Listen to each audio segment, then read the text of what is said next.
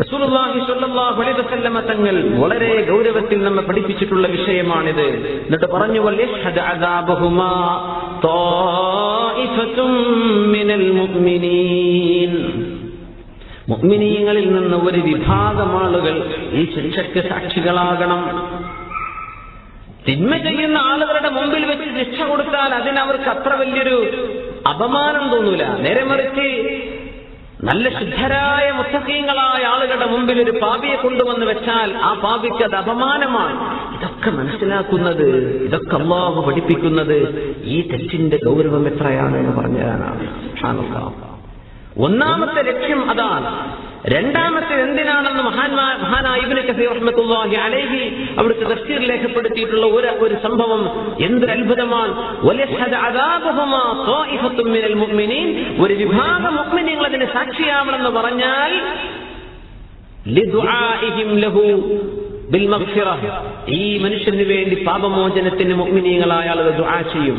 ആ ദുആ അല്ലാഹു സ്വീകരിക്കും. അങ്ങനെ ഈ സാധുവായ മനുഷ്യന് അല്ലാഹുവിന്റെ പാപമോചനം കിട്ടും. അതിന് മുഅ്മിനീങ്ങൾ അവിടെ സന്നിഹിതരാകണം. രണ്ട് ആശയങ്ങളാണ്. ഒന്ന്, മുഴുവൻ ആളുകൾക്കും പാഠമാകാൻ.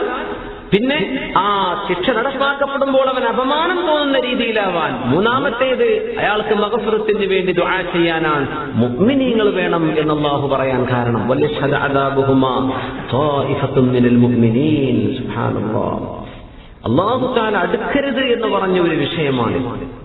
അല്ലാഹുവിന്റെ പ്രയോഗം വലാ തഖറബു സിനാ ഇന്നഹു കാന ഫാഹിശതൻ വസാഅ സബീലാ. അടുത്തേക്ക് പോകരുത്, അടുത്തേക്ക് പോകാൻ തന്നെ പാടില്ല.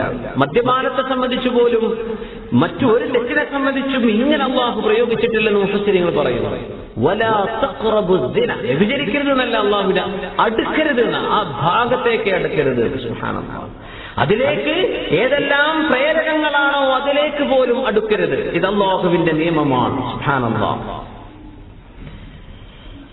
ഇത് സംഭവിക്കുക എങ്ങനെ അടുക്കുക എന്ന് പറഞ്ഞത് അത് ഇഖ്തിലാഫിലൂടെ ഉണ്ടാ. ആണും പെണ്ണും മിക്സാവുക എന്ന ആ ഇഖ്തിലാഫ് ഇത് ശറഅ് ഹറാമാക്കിയ വിഷയമാണ്.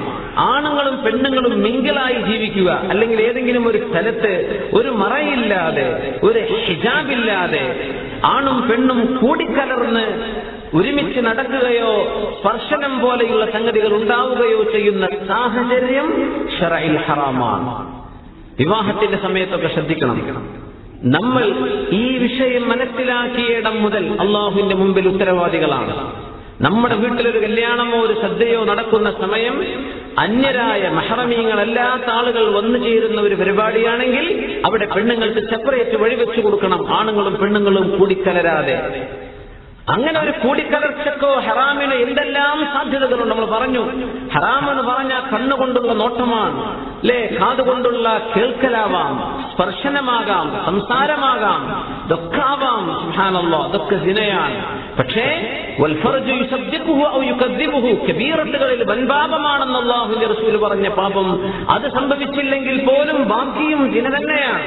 അതിന്റെ അവസരങ്ങൾ ആരുണ്ടാക്കുന്നുവോ അവരതിന് ഉത്തരവാദികളാണ്. അതന്നെ അവർ ഉത്തരവാദികളായിരിക്കും അല്ലാഹുവിന്റെ മുമ്പിൽ. സുബ്ഹാനല്ലാഹ്.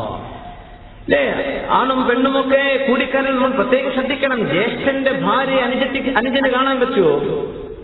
ശറഈൽ പറ്റില്ല. അനുജന്റെ ഭാര്യ ജ്യേഷ്ഠന് കാണാൻ പറ്റുമോ? പറ്റില്ല. അങ്ങനെ പറഞ്ഞപ്പോഴാണ് യാ റസൂലല്ലാഹ്, അങ്ങനെയാണെങ്കിൽ അറഅയ്തൽ ഹംബ്, ഒരു പെണ്ണ് ചോദിച്ചു നബിയെ, ഒരു പുരുഷനും ഒരു അന്യരായ പുരുഷന്മാർ രണ്ടുപേർ ഒരുമിച്ചായി കഴിഞ്ഞാൽ മൂന്നാമതായി അവരുടെ കൂടെ പിശാചുണ്ടാകുമെന്ന് റസൂലുള്ളാഹി സ്വല്ലല്ലാഹു അലൈഹി വസല്ലം. മൂന്നാമതായി പിശാചുണ്ടാകും. എന്താ നമ്മുടെ ആലിമീങ്ങൾക്കും പറയുന്നത്? സുബ്ഹാനല്ലാഹ്, സുബ്ഹാനല്ലാഹ്. ഒരു മുഅല്ലിമിന് ഖുർആൻ പഠിപ്പിക്കാൻ, ഖുർആൻ പഠിപ്പിക്കാൻ വേണ്ടി ഒരു പെൺകുട്ടിയെ, അയാൾക്ക് മഹ്റമല്ലാത്തൊരു പെൺകുട്ടിയെ ഒരുമിച്ച് ഇരുന്ന് ഒറ്റയ്ക്ക് ആരുമില്ലാത്തൊരു സ്ഥലത്തൊരു റൂമിലായി നിൽക്കൽ ആ ഉസ്താദിന് ഹറാമാണ്, ആ മുഅല്ലിമിന് ഹറാമാണ്. ഖുർആൻ പഠിപ്പിക്കല്ലേ, നിയ്യത്തൊക്കെ ശരിയാണ്, പക്ഷെ ആ ഖൽവത്ത് ഹറാമാണ്. ആ ഖൽവത്ത് എന്ന് പറഞ്ഞാൽ ഈ പെൺകുട്ടിയെ, അതായത് ആഗ്രഹിക്കപ്പെടുന്ന ഒരു തരത്തിലേക്ക്, നമ്മുടെ നാട്ടിലൊക്കെ നടക്കുന്ന ഒരുപാട് ആഭാസങ്ങൾ കാണുമ്പോൾ എത്രയാണ് ഇതിന്റെ പ്രായമെന്ന് പറയാൻ കഴിയില്ല. ശറഅ് പറയൽ ഉംറുൻ യുസ്തഹാ എന്നാ പറയാ. ആ ശരീരം ആഗ്രഹിക്കപ്പെടുന്ന ഒരു അവസ്ഥയിലാണെങ്കിൽ, അങ്ങനത്തെ ഒരു രീതിയിലാണെങ്കിൽ ആ കുട്ടിയുമായി അന്യനായ ഒരാൾ അത് പഠിപ്പിക്കുന്ന ഉസ്താദാണെങ്കിൽ പോലും ഒറ്റക്കിരിക്കൽ ഹറാമാണ്. നല്ല നിയ്യത്താണ്, ഒരു കുഴപ്പമില്ല, പക്ഷെ ആ ഖൽവത്ത് ഹറാമാണ്. ഇങ്ങനെ പറഞ്ഞപ്പോൾ അല്ലാഹുവിന്റെ റസൂലേ, അങ്ങ് പറഞ്ഞു തരൂ, അൽ ഹംബ്, ഭർത്താവിന്റെ സഹോദരൻ. നബിയെ, എന്റെ ഭർത്താവിന്റെ അനുജൻ എനിക്ക് കണ്ടുകൂടെ? എന്റെ ഭർത്താവിന്റെ അനുജൻ വീട്ടിലുണ്ടായിരിക്കെ എനിക്കവിടെ നിന്നുകൂടെ? കുഴപ്പമുണ്ടോ എന്ന് ചോദിച്ചു. അങ്ങനെ ചിന്തിക്കുന്ന ഇതൊക്കെ നടക്കാൻ പോണ കാര്യം പറഞ്ഞാൽ പോരാ സാറേ, അല്ലെങ്കിൽ ഇതൊക്കെ നടക്കുമോ? നടക്കണം, നമ്മൾ നടത്തണം, നമ്മളത് നടത്തണം. എത്ര കൂലി കിട്ടും? അതിന്റെ പേരിലൊന്നും കുടുംബ ബന്ധങ്ങൾ ശിഥിലമാവില്ല. അല്ലാഹുവിന്റെ നിയമമാണത്. നമുക്ക് ഇഷ്ടപ്പെട്ടാലും ഇല്ലെങ്കിലും ഇത് റബ്ബിന്റെ നിയമമാണ്. തങ്ങളോട് എന്താ ചോദിച്ചത്? അറഅയ്തൽ ഹംബ, നബിയെ, എന്റെ ഭർത്താവിന്റെ ജ്യേഷ്ഠനോ അനുജനോ വീട്ടിലുണ്ടെങ്കിൽ ഞാൻ അവിടെ തനിച്ചായാൽ കുഴപ്പമുണ്ടോ? അത് ഹറാമാണോ? ഖാല റസൂലുള്ളാഹി സ്വല്ലല്ലാഹു അലൈഹി വസല്ലം പറഞ്ഞു, അൽ ഹംബു അൽ മൗത്ത്. ഹംബു എന്ന് പറയുന്നത് നിന്റെ ഭർത്താവിന്റെ സഹോദരൻ മരണത്തെ കാക്കുന്ന പോലെ, മരണത്തിൽ നിന്ന് ഓടുന്ന പോലെ, മരണം പോലെ ഗൗരവമാണ് ആ വിഷയമെന്ന് റസൂലുള്ളാഹി സ്വല്ലല്ലാഹു. അത് ഹലാക്കാണ്. അൽ മൗത്ത്, അത് നാശമാണെന്ന് റസൂലുള്ളാഹി സ്വല്ലല്ലാഹു അലൈഹി വസല്ലം. നമ്മൾ പത്രങ്ങളിലേക്കൊന്നും കടക്കണില്ല.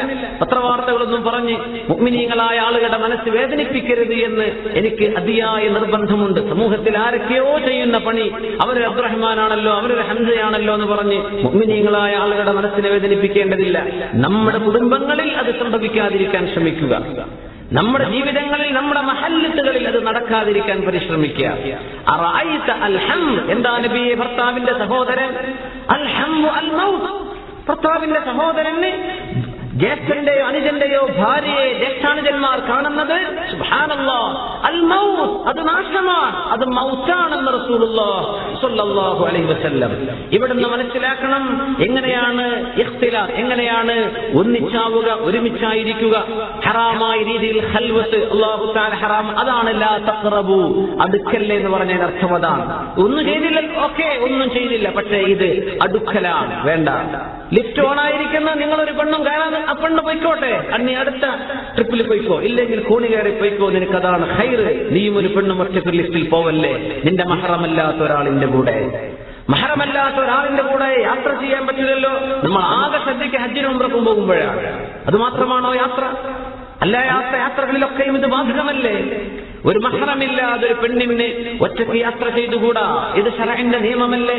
അല്ലെങ്കിൽ അവർക്ക് സുരക്ഷിതത്വ ബോധമുള്ള ഒരു തരത്തിൽ പെണ്ണുങ്ങൾ, ഒരു ജമാഅത്ത്, ഒരു കൂട്ടം പെണ്ണുങ്ങൾ അവരുടെ കൂടെ സുരക്ഷിതയാണെന്ന് ഉറപ്പുണ്ടെങ്കിലാകാം എന്നല്ലാതെ ഒരു മഹറമില്ലാതെ ഒരു പെണ്ണിന് ഒറ്റയ്ക്ക് യാത്ര ചെയ്യാവതാണോ?